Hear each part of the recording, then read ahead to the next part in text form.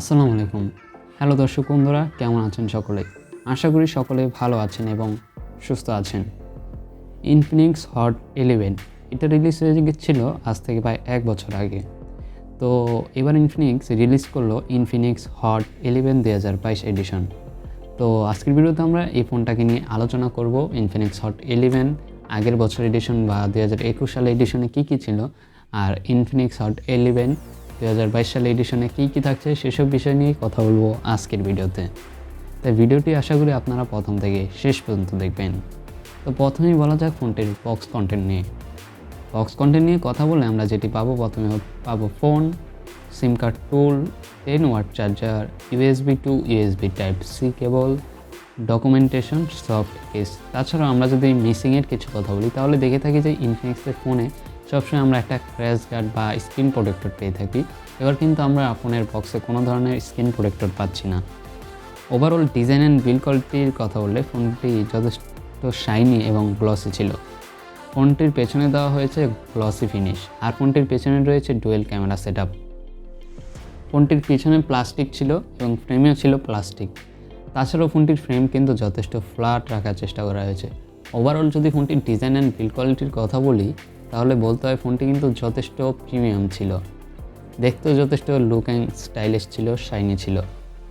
তো যদি আমি ফোনটির প্রাইস বলি, বাংলাদেশে সম্ভবত এই ফোনটি 12,000 টাকায় রিলিজ হবে।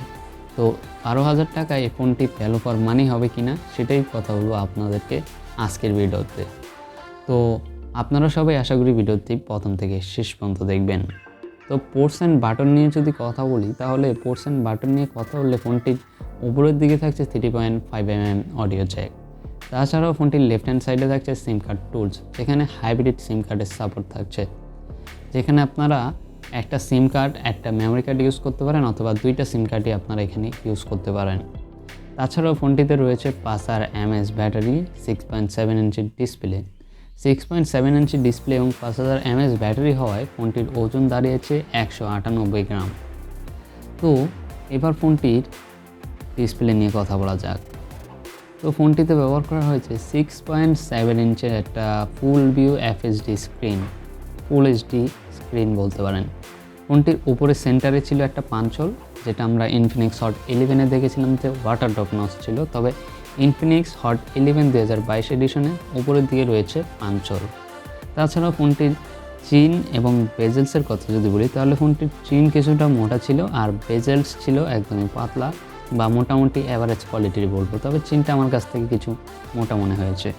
তাছাড়াও যদি ফোনটির স্ক্রিন টু বডি রেশিওর কথা বলি তাহলে ফোনটি 89.5% ছিল screen to body ratio. Overall ফোনটি কিন্তু ডিসপ্লে যথেষ্ট ব্রাইটই ছিল বা কালারফুলই ছিল। ফোনটিতে ছিল 5000 নিটসের পিক ব্রাইটনেস, যেটা ইনডোর এবং আউটডোরে খুব ভালো পারফর্ম করবে। ওভারঅল ডিসপ্লের কথা বলে যথেষ্ট মাল্টিমিডিয়া টাচস্ক্রিনে এই বাজেটে কিন্তু খুবই ভালো একটা ডিসপ্লে প্রোভাইড করছে ইনফিনিক্স। এবার আসা যাক পারফরমেন্সের বেলায়। পারফরমেন্সের কথা যদি বলি তাহলে ফোনটিতে ব্যবহার করা হয়েছে Unisoc T610 ন্যানোমিটার একটা 4G প্রসেসর।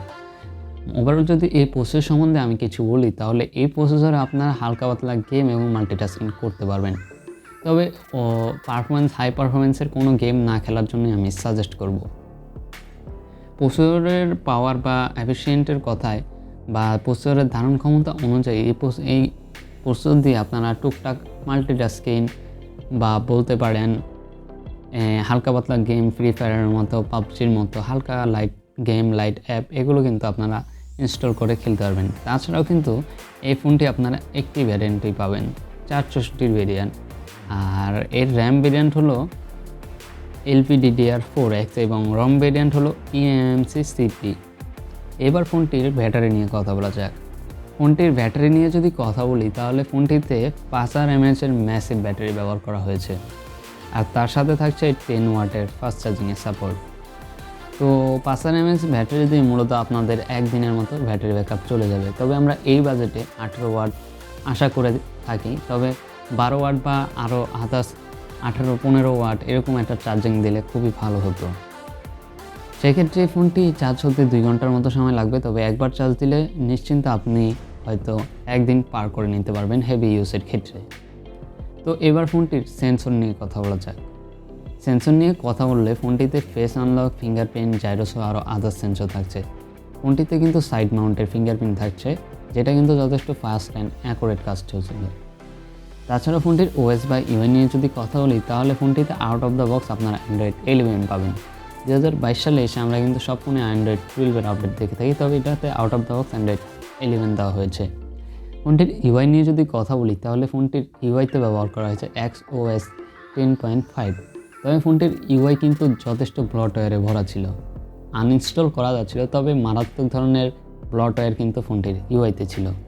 তাছাড়া ইউআই এক্সপিরিয়েন্সের কথা বললে মোটামুটি ঠিকঠাকই ছিল।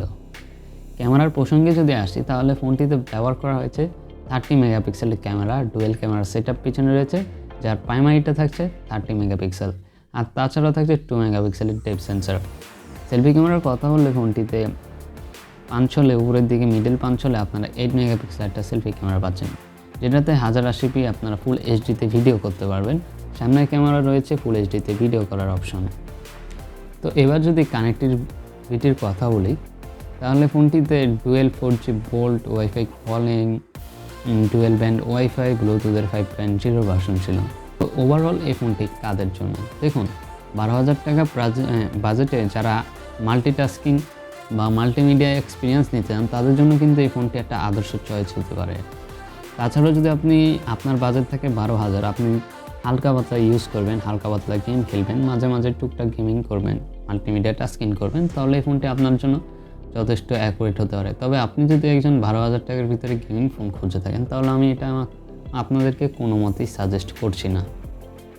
তো ওভারঅল যদি আমি কথা বলি, তাহলে হালকা পাতলা স্ক্রিন টাচ ইউজের জন্য এটা কিন্তু ভালো হবে। তবে এই ফোনটি আপনারা ইন্ডিয়াতে 9,000 বা 10,000 টাকার মধ্যে পেয়ে যাবেন। বাংলাদেশে রিলিজ হলে হয়তো এটা 10 থেকে 12,000 টাকার মধ্যে রিলিজ হবে, আমি এখনও শিওর কোনো দাম বলছি না। তো বন্ধুরা, এই ছিল মূলত ফোনটি নিয়ে বিস্তারিত। ভিডিওটি কেমন লাগলো অবশ্যই কমেন্টে জানাতে পারেন। তাছাড়া যদি ভিডিওটি ফেসবুকে দেখতে চান, ফেসবুক পেজটিকে ফলো করে রাখবেন এবং আমাদের ইউটিউব চ্যানেলটি সাবস্ক্রাইব করে রাখবেন। দেখা হচ্ছে আপনার সাথে অন্য কোনো এক ভিডিওতে। সকলেই ভালো থাকবেন, সুস্থ থাকবেন। আজকের মতো এখানে আমি বিদায় জানাচ্ছি। আসসালামু আলাইকুম।